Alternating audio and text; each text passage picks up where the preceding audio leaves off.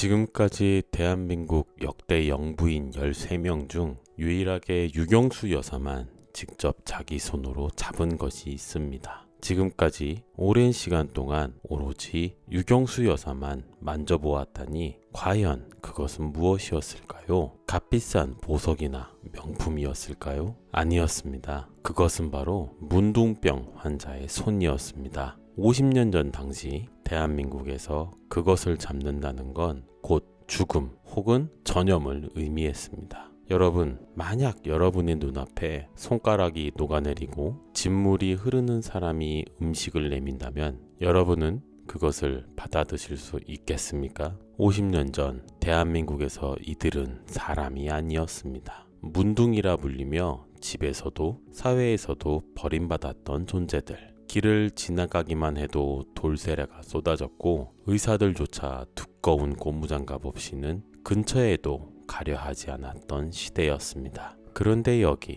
나라의 어머니라 불리던 한 여인이 그 금기를 깨버렸습니다. 바로 유경수 여사입니다. 비서관들이 비명을 지르며 말렸고 경호원들이 몸으로 막아섰지만 그녀는 장갑조차 끼지 않은 맨손으로 그들의 진물나는 손을 덥석 잡았습니다. 도대체 무엇이 그녀를 그토록 낮은 곳으로 이끌었을까요? 그리고 왜 그녀가 세상을 떠난 지 50년이 지난 지금까지도 우리 사회에서 가장 소외됐던 이들은 매년 현충원을 찾아 통곡하며 그녀를 그리워하는 걸까요? 오늘 우리는 지금까지 우리가 미처 몰랐던 인간 유경수 여사의 품격과 숨겨진 진실에 대해 알아보겠습니다. 1960년대 대한민국, 보릿고개를 넘기며 경제개발의 기적을 일궈내던 역동적인 시기였지만 그 화려한 성장의 그림자 속에는 철저히 배제된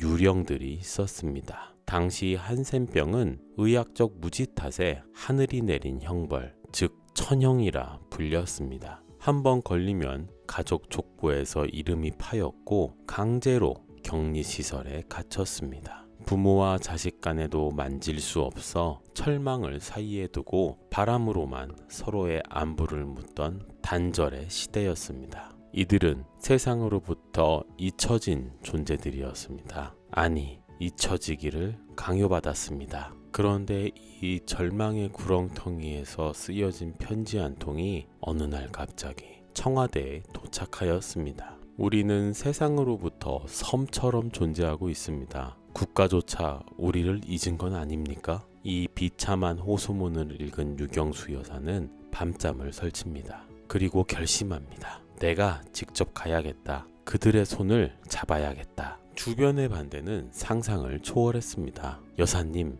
영부인의 건강은 국가의 안위입니다. 절대로 안 됩니다. 하지만 유경수 여사의 대답은 단호했습니다. 국민이 아픈데 어머니가 가지 않으면 누가 갑니까? 이것이 유경수 여사와 소록도를 연결한 다리의 시작이었습니다. 1972년 9월 6일 수요일 오후 전북 익산의 음성 나환자촌인 상지원은 그야말로 천지개벽이 일어났습니다. 나라의 안주인이 이 험한 곳까지 직접 오겠다니 했으니 말입니다. 당시 정착촌 사람들은 믿지 않았습니다. 쉬오겠지. 오더라도 멀찍이서 코를 막고 보겠. 그게 그들이 평생 겪어온 세상의 시선이었으니 당연한 반응이었을 것입니다. 하지만 차에서 내린 유경수 여사의 행보는 파격 그 자체였습니다. 그녀는 차에서 내리자마자 가장 앞줄에 서 있던 얼굴이 심하게 일그러진 한 노인에게 다가갔습니다. 수행원들이 당황하여 장갑을 건네려던 찰나 그녀는 그 손을 뿌리치고 맨손을 내밀었습니다.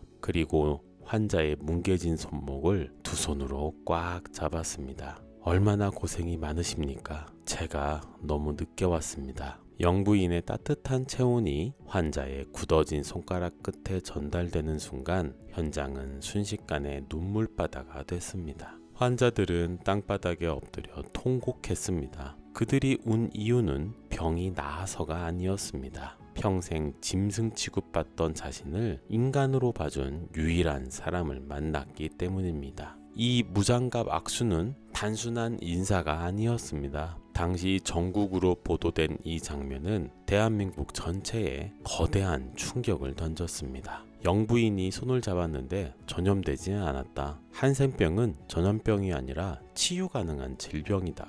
100마디의 의학 전문 용어보다 더 강력했던 유경수의 진실된 사랑이 국민들의 편견을 뿌리채 뒤흔든 것입니다. 유경수 여사의 지원은 단순히 눈물을 닦아주는 감성적인 위로에서 끝나지 않았습니다. 여기서 우리는 그녀의 무서운 통찰력을 발견하게 됩니다. 그녀는 알았습니다. 동정은 한두 번이지만 자립은 평생의 자존감을 지켜준다. 그녀는 한센인들이 언제까지나 남의 도움만 받고 살 수 없다는 것을 간파했습니다. 그래서 선택한 방법이 바로 축산 기반의 자활이었습니다. 1971년 12월 전남 나주 현해원에는 특별한 화물이 도착합니다. 유경수 여사가 사비와 양지회 기금을 모아 보낸 씨 돼지 20마리와 닭들이었습니다. 여러분은 세상에서 가장 비참한 운명 속에서도 가장 용기 있는 사람들입니다. 이 돼지를 키워 여러분들의 자식들을 당당하게 학교에 보내십시오.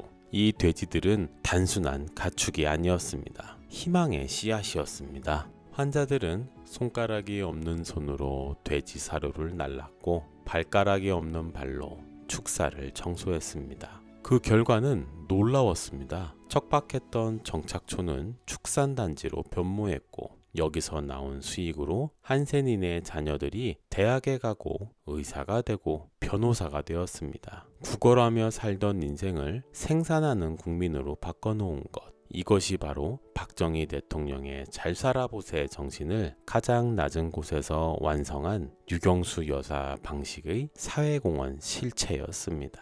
유경수 여사의 마음은 환자 본인들을 넘어 그들의 자녀에게로 향했습니다. 부모가 한센병이라는 이유로 학교에서 따돌림당하고 꿈을 포기하였던 아이들. 1973년 10월 유경수 여사는 이 아이들 40명을 청와대로 초청합니다. 당시로선 상상도 못할 일이었습니다. 나환자 자녀들이 청와대에 들어오다니. 아이들을 위해 정성껏 과자와 선물을 준비한 유경수 여사 앞에 한 소년이 조심스럽게 보자기 하나를 내밀었습니다. 그 안에는 소년의 부모님이 정성껏 쪄서 보낸 고구마가 들어 있었습니다. 순간 곁에 있던 비서관들의 얼굴이 하얗게 질렸습니다. 위생 상태를 알 수 없는 음식, 혹시 모를 전염의 위험, 경호원이 제지하려던 그 찰나였습니다. 아이들이 정성껏 가져온 걸 어찌 거절하겠느냐. 이 고구마가 세상에서 가장 맛있어 보이는구나. 유경수 여사는 웃으며 그 고구마를 받아 껍질째 맛있게 베어 물었습니다. 그리고 아이들의 머리를 하나하나 쓰다듬어 주었습니다. 너희는 부끄러운 아이들이 아니다. 너희는 이 나라의 당당한 주인공이다. 이 장면은 당시 TV 뉴스를 통해 전국에 방영되었습니다. 국민들은 진심으로 울었습니다.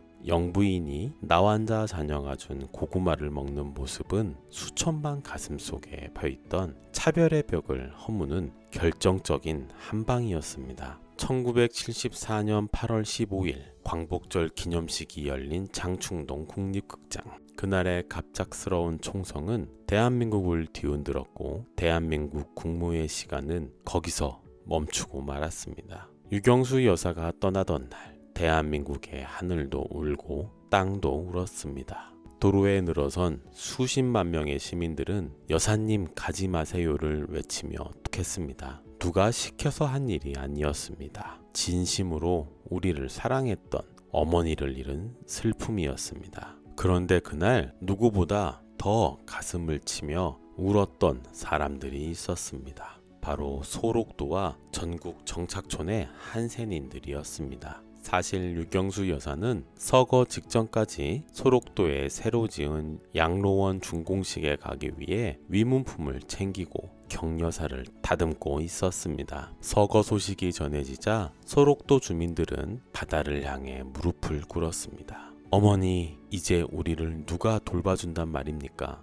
그녀가 소록도에 남긴 마지막 유산인 양지회 기념관은 그녀의 서거 한 달 전인 7월에 건립되었습니다. 몸은 가지 못했지만 그녀의 혼은 그곳에 영원히 머물게 된 것입니다. 여기서 우리는 놀라운 사실 하나를 더 마주하게 됩니다. 전남공 소록도, 나주 현해농원, 그들은 왜 50년이 지난 지금까지도 매년 버스를 대절해 현충원을 찾을까요? 한센인 단체 이기룡 회장은 이렇게 말합니다. 세상이 우리에게 돌을 던질 때 유일하게 손을 잡아준 분입니다. 정치가 무엇인지 우리는 모릅니다. 하지만 우리는 사랑을 합니다. 우리를 인간으로 만들어준 그 사랑과 은혜를 어떻게 잊겠습니까? 배신과 갈등이 난무하는 세상에서 50년 동안 한 해도 거르지 않고 이어지는 이들의 눈물의 참배. 이것은 유경수 여사가 보여준 진정성이 사회적 편견과 이념의 벽을 완전히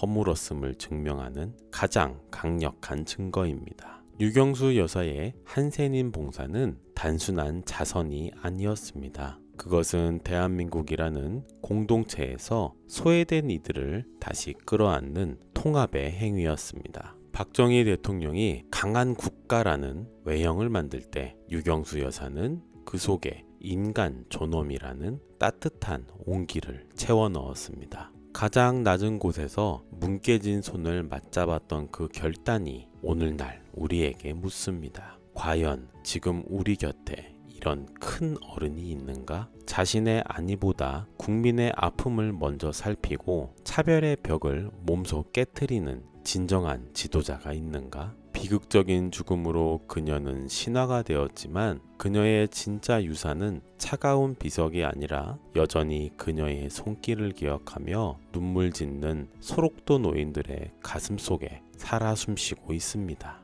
유경수 여사의 품격은 여기서 끝이 아닙니다. 최근 유경수 여사의 별세 50주년을 맞이하여 유경수 여사의 특활비 내역을 볼 수 있는 비밀 격리 장부가 공개되었습니다. 유경수 여사를 수행한 김두영 전 청와대 비서관이 간직하고 있다가 50주년에 맞추어 공개한 것입니다. 그 장부에는 심지어 박정희 대통령도 몰랐던 비밀이 적혀 있다고 합니다. 그 장부의 내용이 궁금하시다면 영상 마지막에 소개되는 다음 영상을 클릭해 보시면 확인하실 수 있으십니다. 비록 49세라는 짧은 생을 마감하고 우리 곁을 떠났지만 유경수 여사가 남긴 목련꽃 같은 향기는 반세기가 지난 지금도 우리 가슴 속에 은은하게 남아 있습니다. 그 소중한 유산을 우리는 가슴 깊이 간직해야 할 것입니다. 야당이라 하면은 반대만 해야 한다는 이런 인상이 우리한테 배긴 것 자체가 조금 모순이 있다고 생각을 해요. 잘못되어 있는 점 같은 것을 앞으로도 많이 얘기해 주셔야 그러면은 내가 반드시 대통령께 전해드리고 또 그분이 경상도 분이고 해서 고집이 세신 것 같아서요. 또 국민들이 좀 못마땅하다 하다고 하면은 또 이렇게 국민들이 원하는 방향으로 이끌어 나가실 수도 있는 아량을 가져주신다고 생각을 해요. 오늘 영상이 유익했다면 좋아요와 구독, 알림 설정 부탁드리겠습니다. 여러분의 구독과 좋아요는 더 좋은 영상을 만드는데 큰 힘이 됩니다. 그리고 오늘 영상에 대한 여러분의 생각이나 궁금한 점이 있다면 아래 댓글에 남겨주시기 바라겠습니다. 모든 댓글을 꼼꼼히 읽어보고 답변하고 조사해 드리겠습니다. 긴 시간 시청해 주셔서 진심으로 감사드립니다.